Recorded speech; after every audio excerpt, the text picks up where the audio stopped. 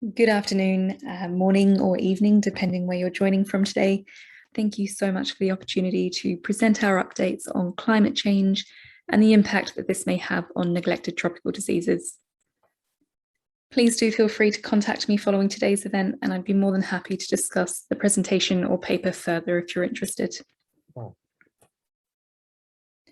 I'm sure you're all very familiar with this group of diseases, but this is the list of diseases classed as neglected tropical diseases by WHO. And you can see here that we have a huge variety of pathogens, many of which don't seem to have a lot in common.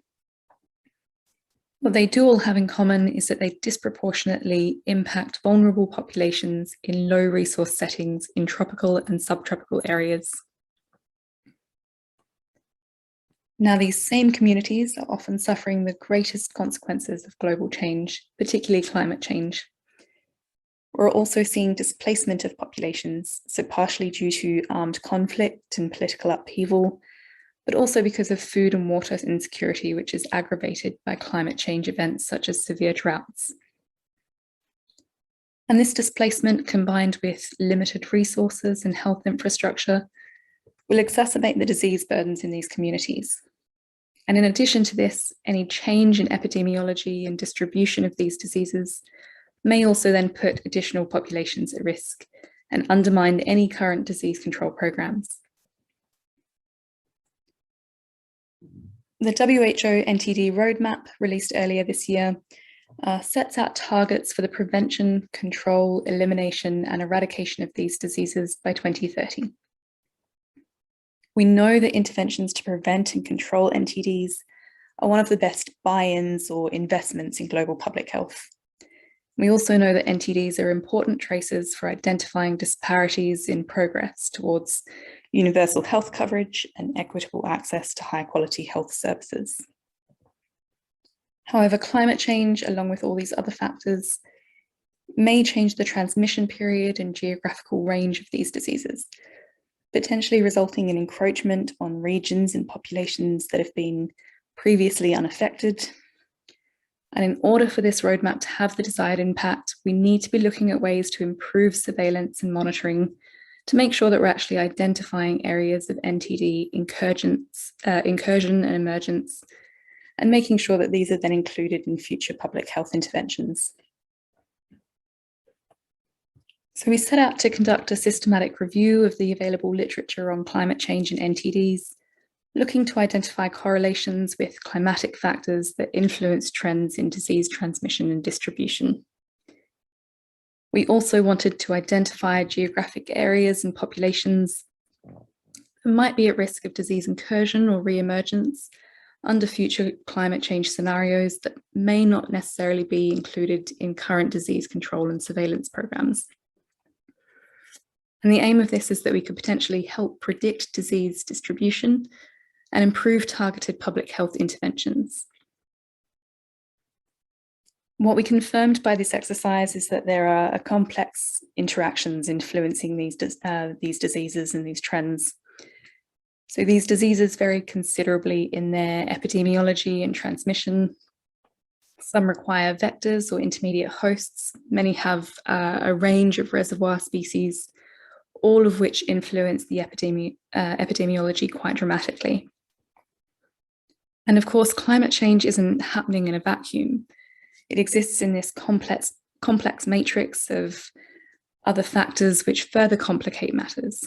So globalization, changing land use, movement of humans and animals, urbanization and population growth, all of these contribute to changing disease epidemiology.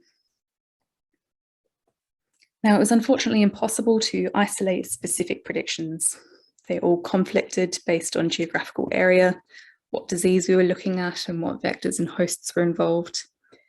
But we did find some general trends, particularly for vector-borne diseases.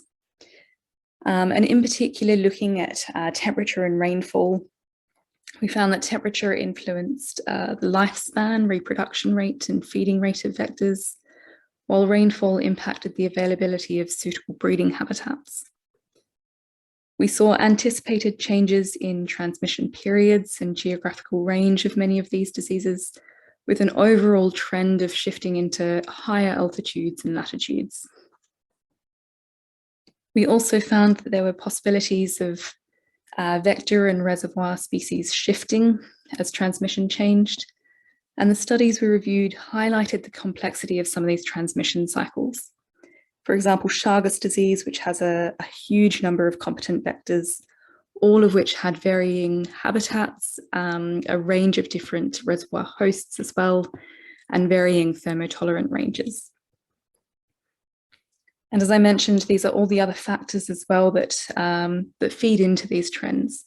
And often the predictions or modeling conducted in the studies that we reviewed didn't include these confounding issues. So it was often very unreliable as to what these trends were doing. For example, we've seen the introduction of competent dengue and chikungunya vectors into Europe following importation of goods.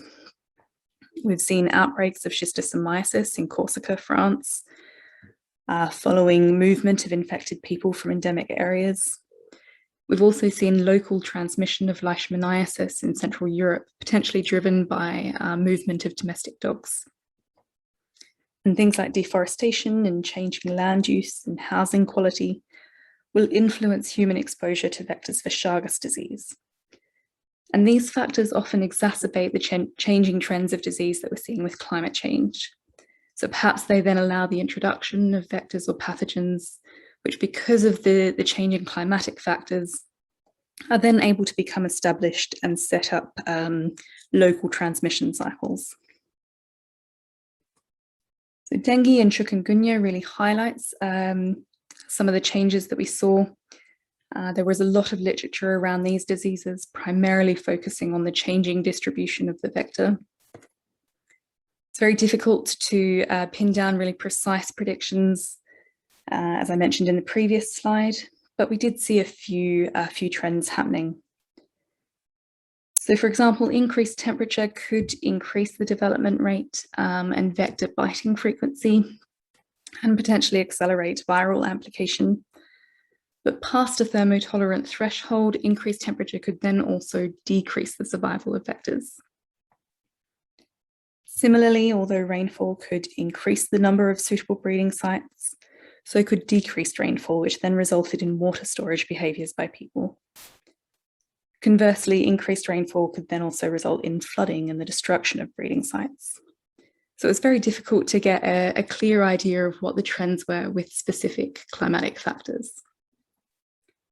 But we did see that potential for a changing geographical distribution, and we have already in fact seen local transmission in previously non-endemic areas, often following the introduction of a suitable vector. We may also see changed seasonal patterns. So warming winter temperatures may mean that instead of having seasonal spikes, we might start seeing disease throughout the year. There was much less available literature on other NTDs such as rabies and snakebite. There was a possible change in the distribution of rabies wildlife reservoirs. But these papers were focused primarily in North America, which doesn't reflect areas where the true burden of rabies is felt, so in Africa and Asia. Snakebite envenomations may also see a range of trends. So increasing temperatures may result in increased foraging behavior and contact with humans. But it may also drive some species to extinction. Both increased and decreased rainfall, again, were discussed as potential for driving increased contact, making it difficult to predict some of the changes we might see. And of course, this is heavily dependent on geographical areas and the snake species involved. So in terms of consequences, what does this then all mean? So the obvious one is that we might see the incursion and re-emergence into new and naive human populations, resulting in increased morbidity and mortality from these diseases. But it could also mean detrimental impact on control programs. Changes in reproduction rate of intermediate snail hosts, for example, may result in these species rebounding much faster following snail control efforts. Lymphatic filariasis is considered eradicable, but what will the change in geographical distribution do to control programs for this? And we focus very much on human health, but we also need to consider the impact this has on animal populations. Diseases such as trypanosomiasis can have an enormous impact on livestock productivity. And if this was to spread into densely populated agricultural areas, we'd not only see an increase in human cases, but an increase in livestock cases. And this would contribute to the spillover in humans, but also result in significant economic losses and exacerbate issues of food insecurity and malnutrition in communities that are very heavily dependent on livestock and agriculture. So what are some of the things that we can do to manage this and mitigate it? Well, to start with, we need far more evidence. We can see some trends emerging in the literature on climate change and NTDs, but without taking into account all these other factors, we'll be struggling to make reliable or useful predictions. We specifically need evidence and robust surveillance monitoring in high risk and vulnerable areas. Many of the studies that we reviewed focused on changing disease risk in developed regions, but the predicted impacts in developing tropical and subtropical areas were much less consistent, despite the heaviest burden of these diseases being in these areas. And developed regions are much more likely to have the surveillance systems, the healthcare systems, appropriate sanitation and hygiene, and all these things will likely mitigate the risk associated with vector and disease incursion. In contrast to this, vulnerable populations are more likely to lack the surveillance and infrastructure to prevent and respond to disease emergence due to global changes. So we really need to be identifying these at-risk populations and then building the programs and systems to respond accordingly. And finally, we need to be ensuring that we implement One Health approaches. Many of these diseases are zoonotic in nature and have a variety of reservoir and intermediate hosts and a variety of environmental drivers. So we can't be expecting to address these appropriately without including these sectors in our planning and implementation efforts. Thank you all very much for your time, and do feel free, as I said, to get in touch if you've got any questions. Thank you very much.